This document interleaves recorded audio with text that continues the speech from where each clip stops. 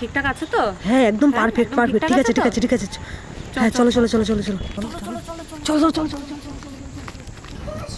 Madam কাউকে তো দেখতে পাচ্ছি না, কাশি আছে ওই তো তুই তো মাঠে, চলো চলো চলো চলো চলো ম্যাডাম, ওই তো ম্যাডাম, ওই তো চলো চলো চলো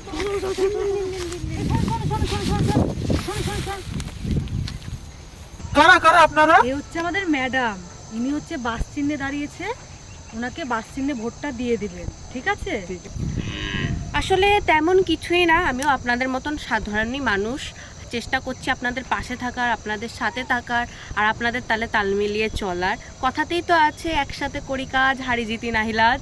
সেটার জন্য শুধু একটাই ছোট্ট অনুরোধ যে বাস চিহ্নে আমাকে ভোটটা দিয়ে দিন। রঙিলা দিদিকে কিন্তু বাস চিহ্নে ভোটটা দিয়েন, অবশ্যই দিয়েন। ম্যাডাম চলুন অন্য জায়গায় চলুন। হ্যাঁ চলো হয়ে গেল, চলুন অন্য জায়গায় চলুন। ম্যাডাম ম্যাডাম ওই দেখুন ওখানে বাসন আসছে, বাসন আসছে। ম্যাডাম ম্যাডাম আপনি কি করছেন কি করছেন কি করছেন? আচ্ছা নমস্কার, আমি রঙ্গিলা নাথ। আপনাদের কাছে এটুকুই দাবি নিয়ে এসেছি যে আমাকে বাস চিহ্নে ভোটটা দিয়ে দেবেন। এটা হচ্ছে আমাদের রঙিলা দিদি, বাস চিহ্নে দাঁড়িয়েছে, বাস চিহ্নে ভোটটা দিয়ে দেবেন। আমি রঙ্গিলা নাথ, বাস চিহ্ন থেকে ভোটে দাঁড়িয়েছি। আমাকে দয়া করে আপনাদের কাছে বিনীত অনুরোধ, আমাকে দয়া করে এবছর ভোটটা দিয়ে দেবেন বাস চিহ্নে। নমস্কার। মাঠ তো দেখতে পাচ্ছি না, কোথায় আছে?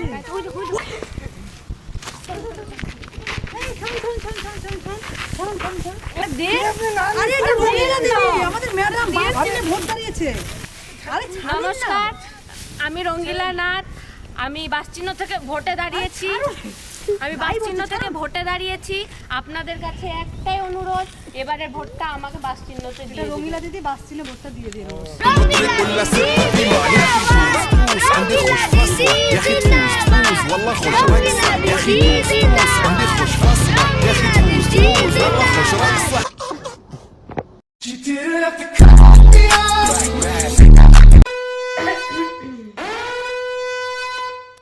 দশ নম্বর পেশেন্ট মালতী। বলছি ম্যাডাম আমার ওভার থিঙ্কিংটা কিছুতেই কমাতে পারছি না, যদি দুই একটা ঘুমের ওষুধ দিতেন। আপনার এক্স্যাক্টলি কি ধরনের ওভার থিঙ্কিং হচ্ছে বলুন তো? আমার 5 বছর হয়েছে বিয়ে হয়েছে, আর স্বামী 1.5 বছর হয়েছে দিল্লিতে গেছে, তখন থেকে মনটা কেমন কুডাক ডাকছে। ডাকছে মানে আপনি কি কোনোভাবে অবৈধ সম্পর্কের কথা ভাবছেন? আমি জানিও ওরকম না, আমার ওইটুকু বিশ্বাস আছে, তাও কেমন যেন মনের মধ্যে একটা কুডাক ডাকছে।